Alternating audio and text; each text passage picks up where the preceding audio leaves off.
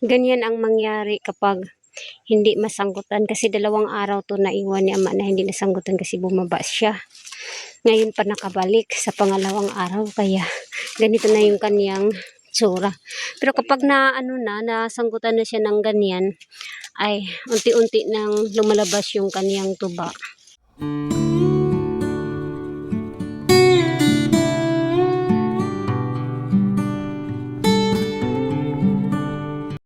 Magandang araw po sa lahat ng aming mga viewers.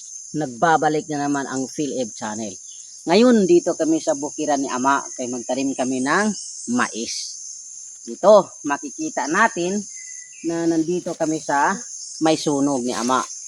So ngayon ito ang aming itanim na mga seedling na mais para may aanihin.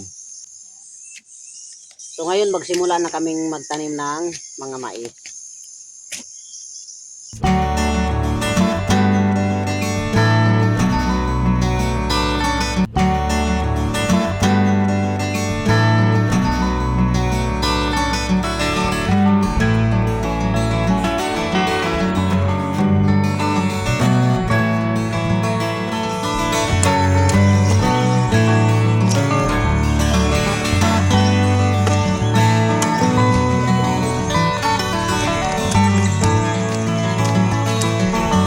So ngayon ay papunta na naman kami doon sa sanggutan ni Ama na pugahan. Punta kami doon para ipakita namin kung paano si Ama magsanggot ng sanggutan. So ito yung tinatawag naming hajikik. Iwan ko sa iba kung anong tawag nito. Ito yung ginagamit namin dati na pangbalot namin sa suman or budbud. Kapag nakakita kayo nito sa lupa na tumutubo ito, ibig sabihin na mataba yung lupa. So, ngayon, ito yung nilalakaran namin na daan. So, baliktarin ko na lang ito sa front para maklaro yung daan. So, ito yung front. So, si Ama yung makikita natin kasi siya yung nasa unahan.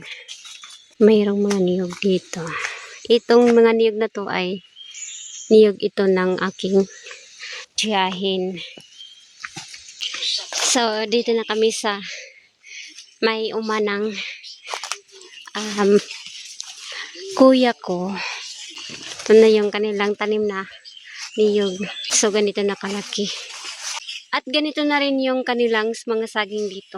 Mayroon ng mga bunga doon. Lakatan. Yagad sa. So, pakita ko sa inyo yung lakatan nila ni Manong. So, nakalaki. Mga malalaki na. Andito pa. So, ngayon ay paakyat naman tayo sa bundok. So, kung makikita natin, ganito yung dinadaanan. Paakyat at pababa naman. Kahirap. Pero normal lang po ito sa aming ganitong maranasan natin sitwasyon.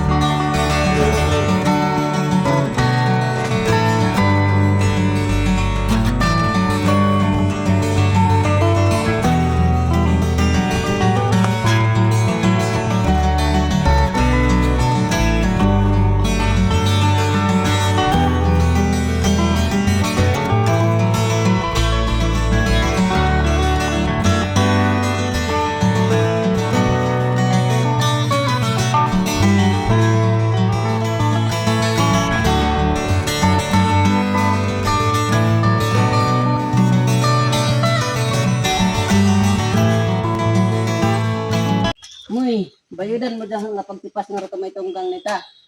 Okay. Basing kung may milo. Dito. Hindi dakud. So, mayroong tanim dito ni Manong na gabi. Karlang. Kaya nga sigurado. Kan ko kung karlang ba to o gabi ba ang tawag or ano bang tawag sa inyo. Kasi, green ang kulay ng Hawaii kasi yung tawag sa amin Hindi nga dito. rin dakud.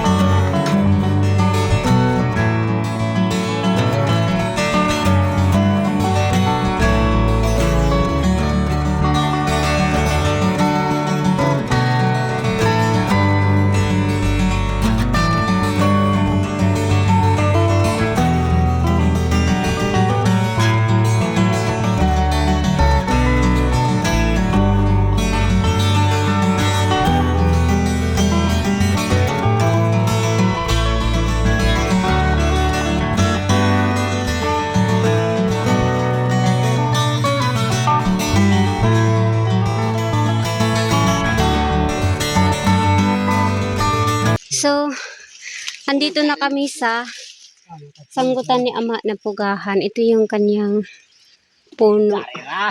Sanggutan ni ama ganda na bunga ng ubakan. Ito.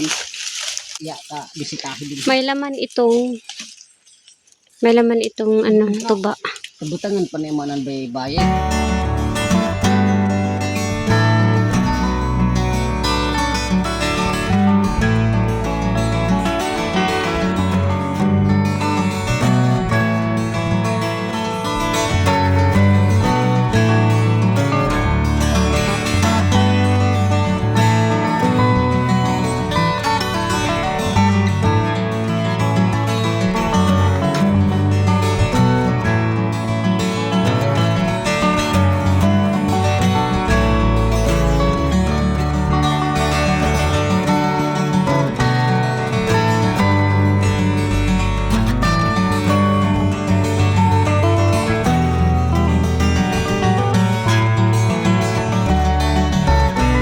So, ito yung sanggutan ni Ama na Bigwasi. ano pitawag gani?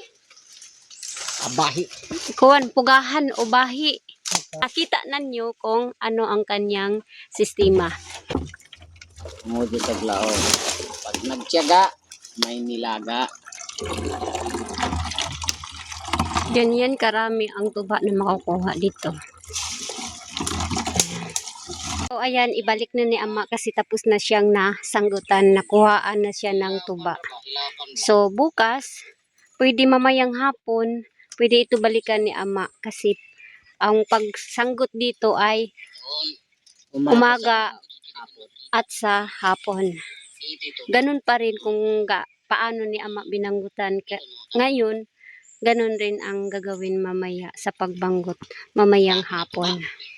So, bali mamaya rin ay kung ganito kalakas ay puno yung kanyang ano pang lalagyan. Bambo ang ang ginawang pangsalod ni Ama, yung lagyan ng tuba. So ngayon ay nandito naman kami sa pangalawang sanggutan ni Ama.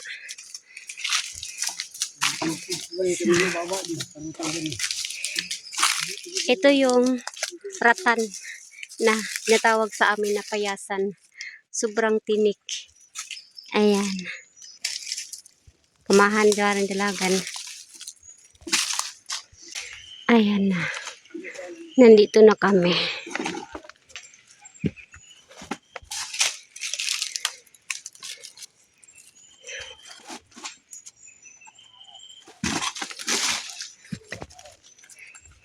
Wala nang makikita natin na tumutulo kasi 2 araw na yan na hindi na sanggutan. Pangalawang sanggutan na ito na ginawa ni Ama. Ayan. Ganyan.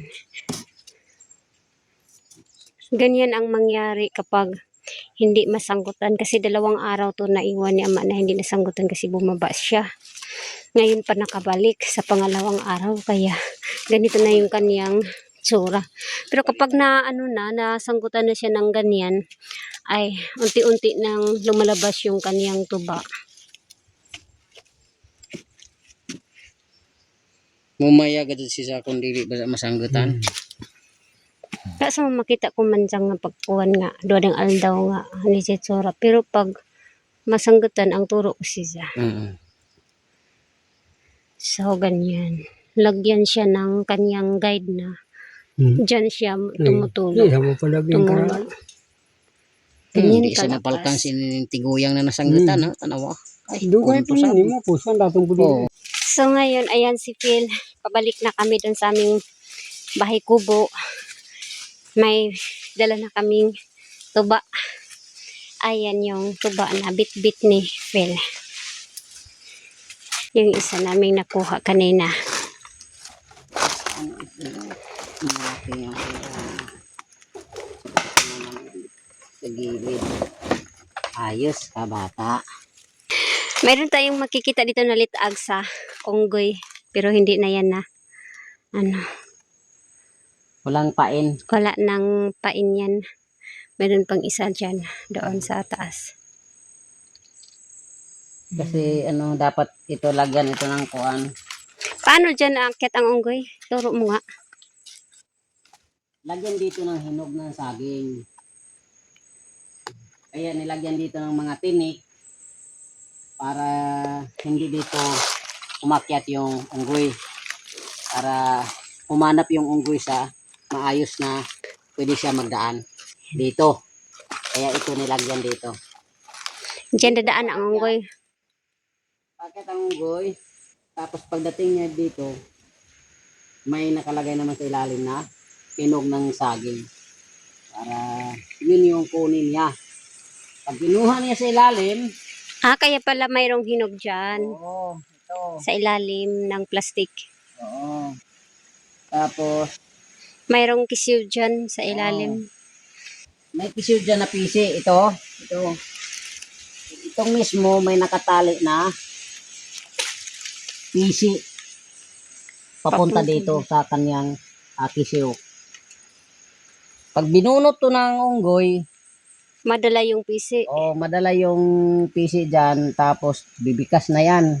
Kaya ito, nakatali na dito sa kamay. Yan yung purpose na yung itim na Ito, tie wire to. Diba? Hindi to basta-basta maputol kasi tie wire to. Cable. Diyan siya matali. Kasi Diyan pag siya matali. bumitik yung dyan. Bumikas yung kaniyang bahog. Ma- ito yung silbing para Matalian yung matalian yung kaniyang kamay. kamay ng unggoy dyan. Ganyan Dito, pala. pag tibaw namin, doon na siya, hindi na nakatakbo kasi man tali na sa kaniyang kamay. Pupukpukin na lang namin. Ganyan siya. Ganyan siya magpukpuk kapag may nakatali.